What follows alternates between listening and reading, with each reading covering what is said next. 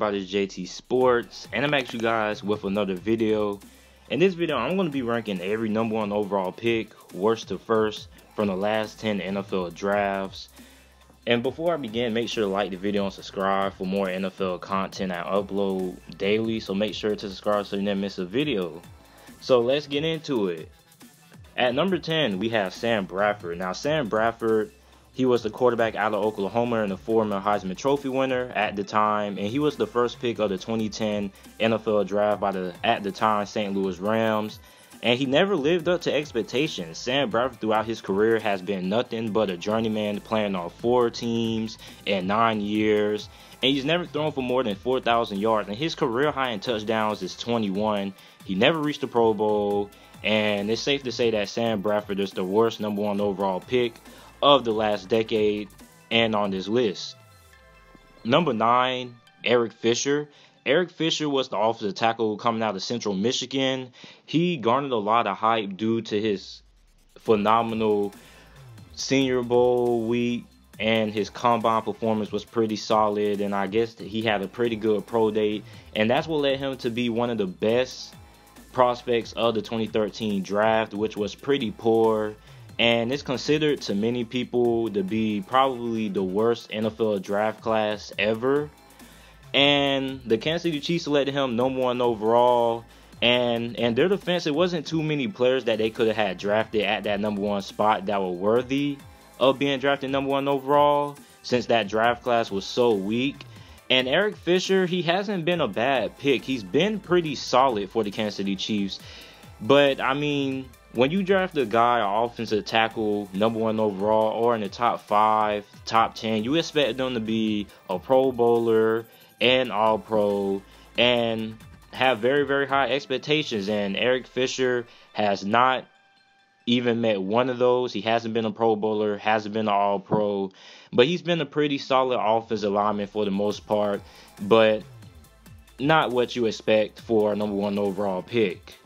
At number 8, we had Matthew Stafford. Now, Matthew Stafford was #1 overall pick by the then, at the time, 0-16 Detroit Lions in the 2009 draft. And coming out of the University of Georgia, this guy had a rocket for an arm.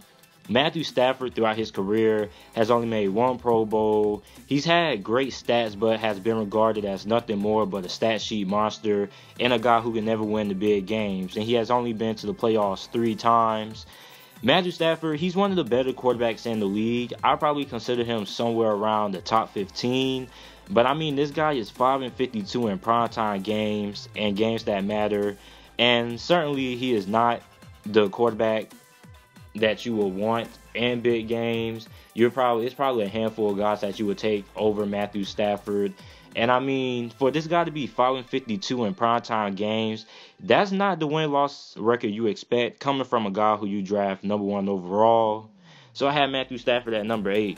At number 7, this might be a reach, but I had Baker Mayfield. Now, being selected by the Cleveland Browns #1 overall in the 2018 NFL draft, he was also a former Heisman Trophy winner when he played for Oklahoma, leading them to the Rose Bowl appearance, which was the college football playoff game that they lost to Georgia in overtime. And like I said, it might be a little bit of a reach to put Baker Mayfield on here, but in one season, Baker has showed me a lot of promise. He broke Peyton Manning's rookie record for passing touchdowns by a rookie quarterback with 27. And he has an even brighter future now with the addition of Odell Beckham. So not only does he have Jarvis Landry to throw to, but now he has Odell Beckham. And the Cleveland Browns now have the best wide receiving core in the NFL. So at number 6, I have Myles Garrett. Myles Garrett, he was the first selection of the 2017 NFL draft by the Cleveland Browns, following their 1-15 season. And he is another young player that has showed a lot of promise in a short time, already making the Pro Bowl, which he did this past season. He has already had 20 sacks in just 2 seasons. So Myles Garrett, he has more to come, and he is definitely living up to expectations of the first overall pick. And in a couple of years, he could potentially be top 3 on this list. At number 5, we had Jameis Winston. Now, famous Jameis, he was taken by the Bucs, #1 overall in the 2015 NFL draft. Many people were debating if they would go with Marcus Mariota or Jameis, but the Bucs ended up going with Jameis Winston after having an amazing college career with Florida State, leading them to a national championship and winning the Heisman Trophy. Jameis Winston has great stats, but he's a little like Matthew Stafford. I mean, he can't win the big games due to his ball security and dumb decision making, which he has 88 turnovers in only 4 seasons. But Jameis Winston, at times, he's a pretty good player, and if he can correct his crazy turnovers, he could end up becoming a very good quarterback. And he's also the first quarterback in NFL history to throw for 4,000 yards in their first 2 seasons. And he also was a Pro Bowler his rookie year. Jameis Winston, he has to have a big season in 2019, coming off the end of his rookie deal, if he looks to remain the franchise quarterback for the Bucs for years to come. At number 4, I have Jared Goff. Now, Jared Goff, not a lot of people would think that after his terrible rookie season that he had in 2016. And after being drafted number 1 by Cal, he had high expectations, even though he didn't start immediately. But when he did start, he was pretty much disastrous. Everybody remembers that play when he was running with the ball on the sidelines against Seattle on Thursday night, and he got popped. But that all changed when the Rams finally decided to fire longtime coach Jeff Fisher, and they ended up hiring Sean McVay. And ever since then, Jared Goff has righted the ship of his early NFL career, and he is the second quarterback on this list to have played in the Super Bowl. He's also a 2-time Pro Bowler as well. At number 3, we have JADEVEON Clowney. Clowney was drafted by the Texans number 1 overall in 2014. He has been a force ever since then, having back-to-back 9-sack seasons his last 2 seasons, this past season 2018 and 2017. He's also a 3-time Pro Bowler. JADEVEON Clowney, he has most definitely lived up to the status of his number 1 overall selection, where many people at the time felt the Houston Texans were making a mistake picking him at number 1 overall instead of drafting a quarterback, which they did need at the time. But I mean, those people are eating the words now, because JADEVEON Clowney is one of the best linebackers in this league, and him and J.J. Watt have been a pretty good pass rushing tandem in the league. At number 2, we have Andrew Luck. We all know who's going to be next on this list, but after Luck, Andrew Luck was drafted by the Colts in 2012, number 1 overall. And not only did he have huge expectations being a number 1 overall pick, but he had to fill the shoes of one of the greatest quarterbacks of all time in Peyton Manning. Despite having 2 injury-riddled seasons, Andrew Luck has been one of the better quarterbacks of this decade, leading the Indianapolis Colts to the playoffs his first 3 seasons with a pretty average or below average offensive line.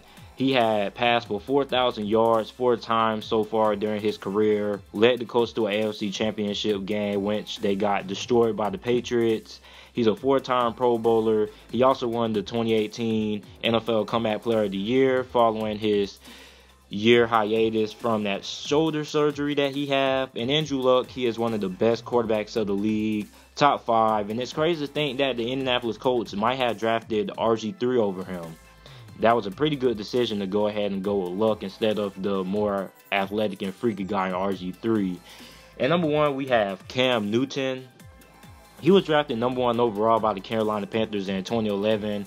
And he was heavily criticized because he only played 1 year of Division I football, despite winning the Heisman Trophy and leading Auburn to the national championship game that year.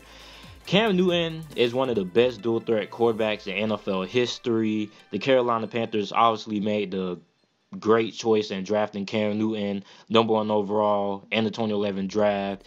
He's an NFL MVP winner, an All-Pro, a 3-time Pro Bowler, and he has led his team to a Super Bowl appearance, although they didn't win. Pretty impressive feat by Cam Newton, and he has indeed been the Superman for the Carolina Panthers, and he is the best first overall pick of the last decade. So this is my list of the best, or ranking every number 1 overall pick, worst to first, from the last 10 NFL drafts. You guys let me know what you guys think about this list down in the comment section down below. Let me know if you agree or disagree. Make sure to like the video and subscribe for more NFL videos and content. And thanks for watching.